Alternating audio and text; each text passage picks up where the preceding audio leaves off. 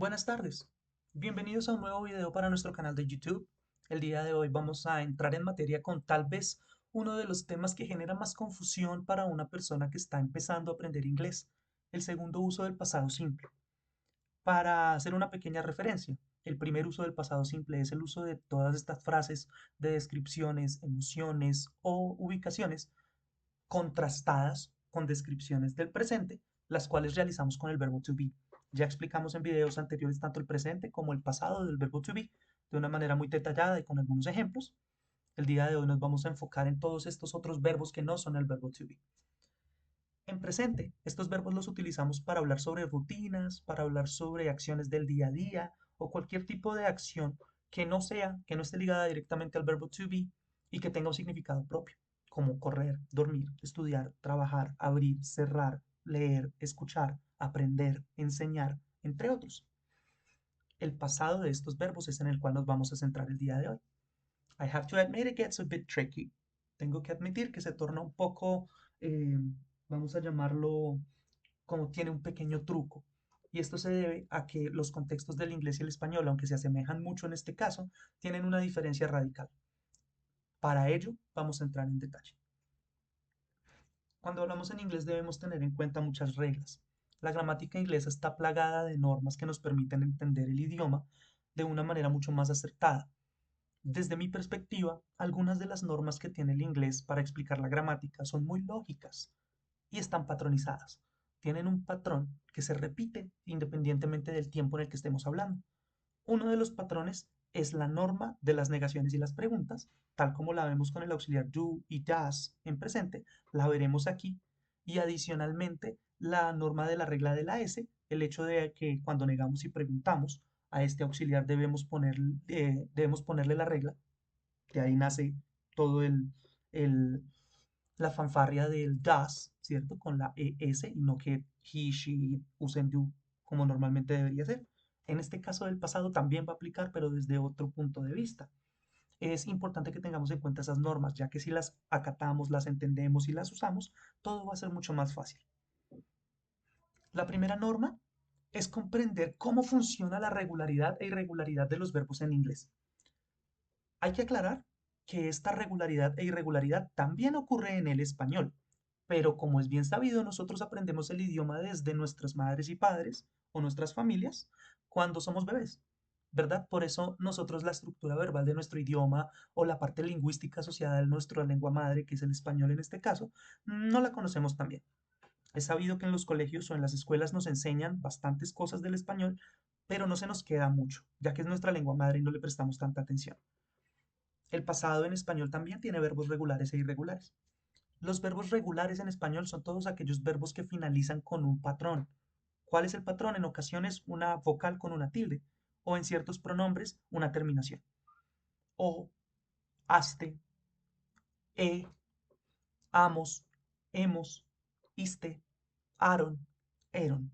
Son terminaciones de los verbos que están dentro de ese patrón y que nos ayudan a identificar que el verbo es regular en español. Como estudiar.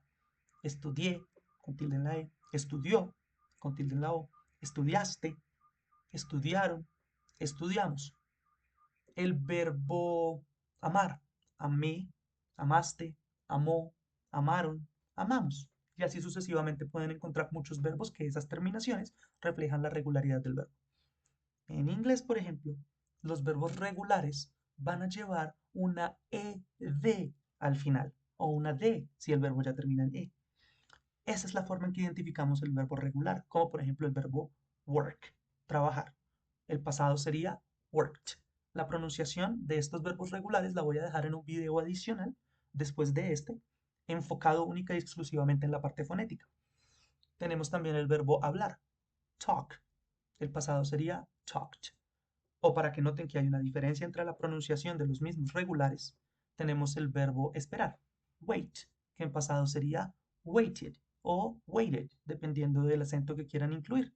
Así sucesivamente, lo único que debemos hacer es agregarle una ed al verbo o una d si ya terminara en e, como el verbo waste, desperdiciar, W-A-S-T-E.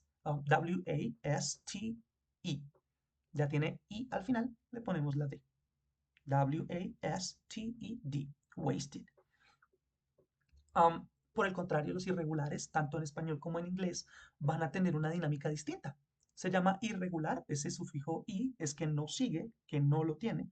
Irregular es que no sigue la regla. En el español no seguirá esas terminaciones que les mencioné. En inglés no llevará la ed. ¿Qué ocurre con estos verbos? Estos verbos cambian. Se escriben de manera diferente. Van a notarlo en esta parte de la imagen, como hay una cantidad de verbos de diferentes colores, escritos en diferentes colores, que normalmente no los veríamos. Eso es porque tienen una escritura totalmente diferente a su contraparte en estado base del presente. Ejemplo, el verbo break, romper. Normalmente, pues según la lógica deberíamos ponerle ed, break it o breaked, pero no es así.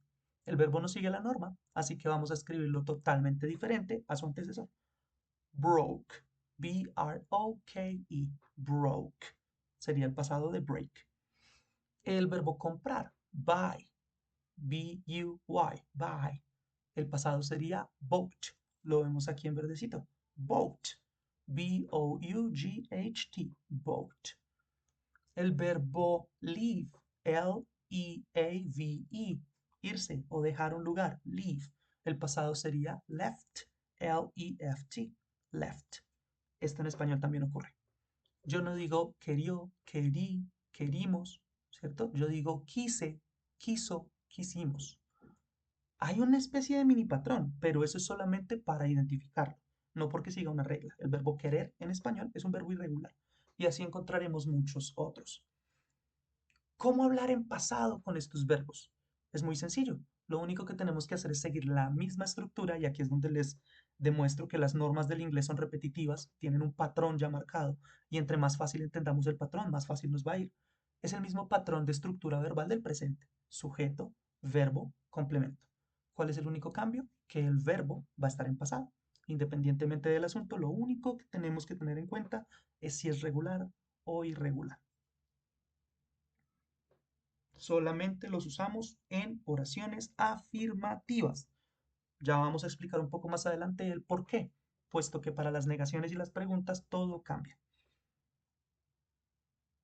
Verbos como come son irregulares porque el pasado es came, C-A-M-E, se escribe distinto.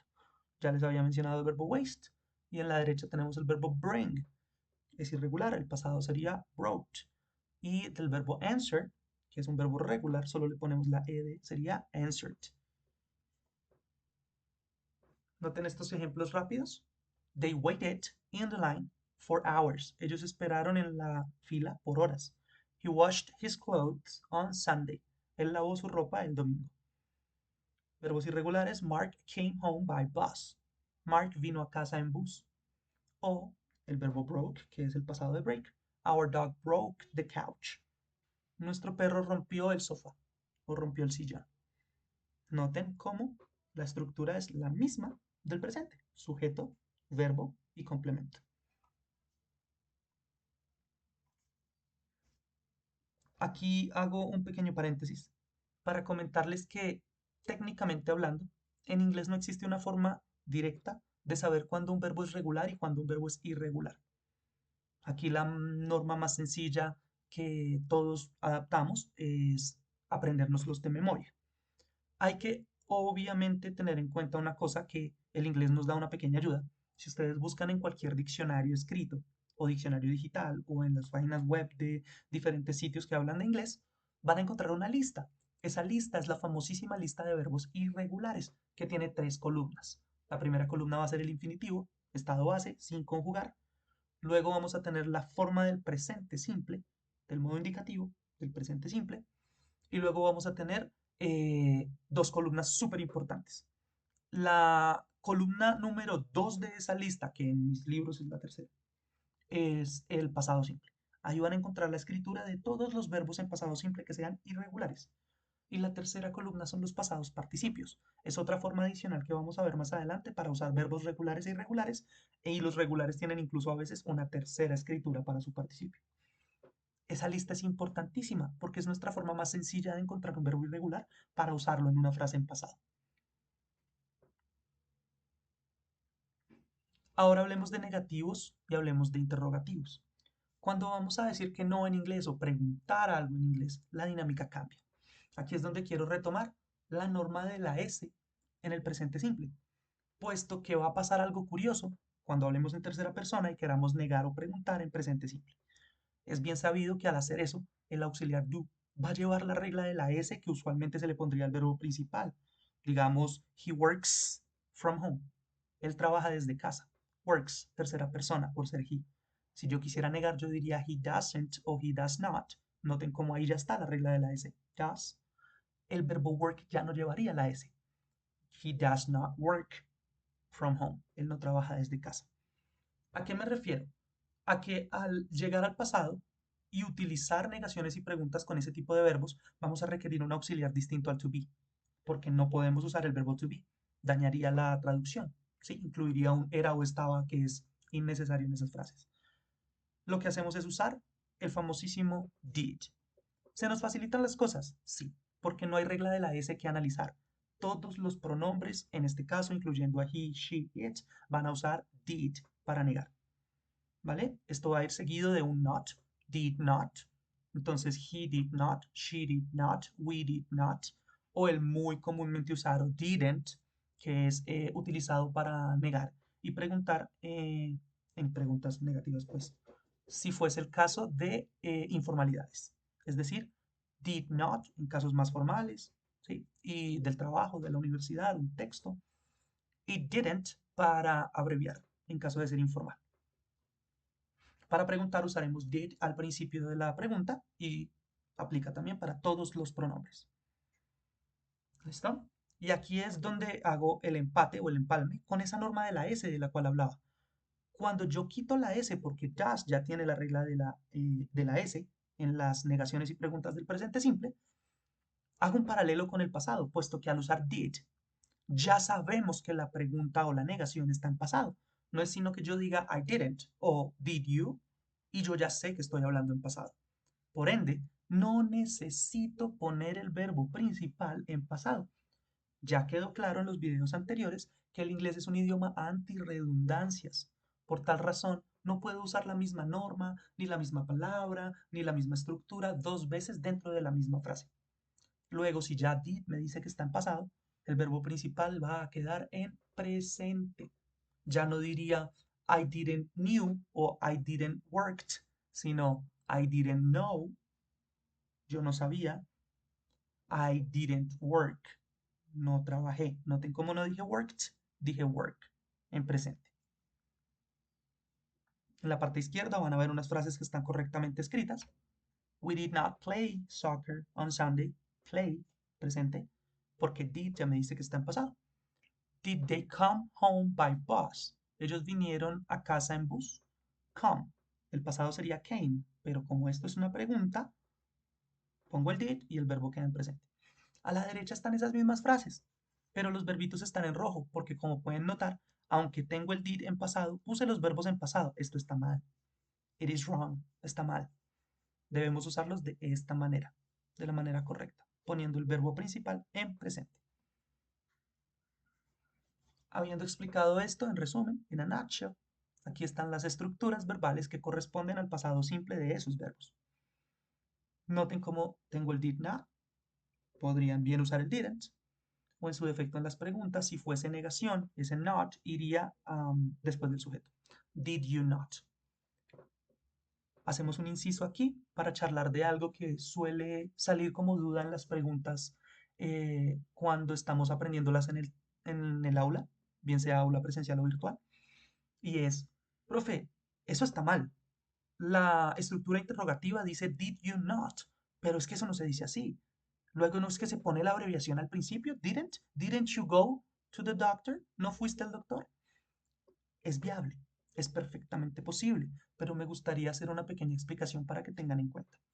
La estructura verbal que tienen en pantalla, que lleva el not después del sujeto, es decir, ese did not está separado por el sujeto, es una pregunta que denota directa ignorancia. No sé y por eso pregunto, lógicamente. Quiero obtener la respuesta de algo que desconozco.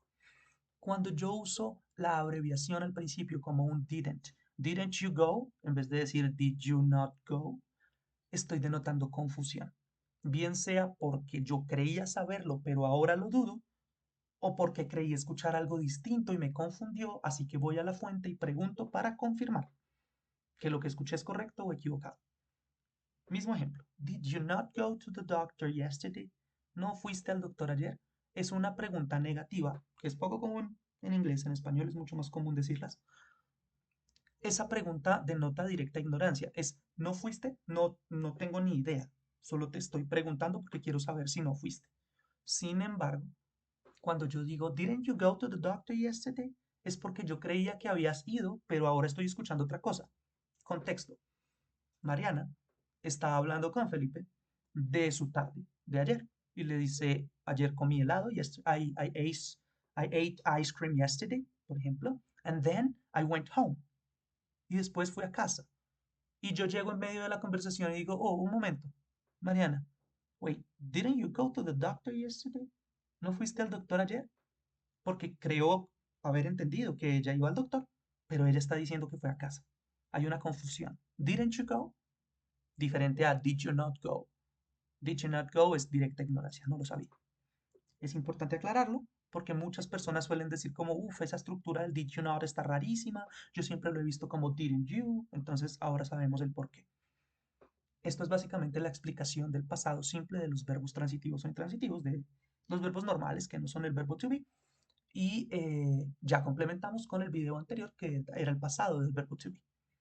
En el siguiente video vamos a tener una explicación más orientada a la fonética para la pronunciación de esos verbos regulares, puesto que tienen tres diferentes pronunciaciones. Algunos docentes los explicarán como solamente dos, algunos tendrán muchas más explicaciones más detalladas. Yo trato de hacerlo en a nutshell, un poco más resumido, para que no sea tan complejo de entender. Por ahora, muchas gracias por su atención y nos vemos en un próximo video.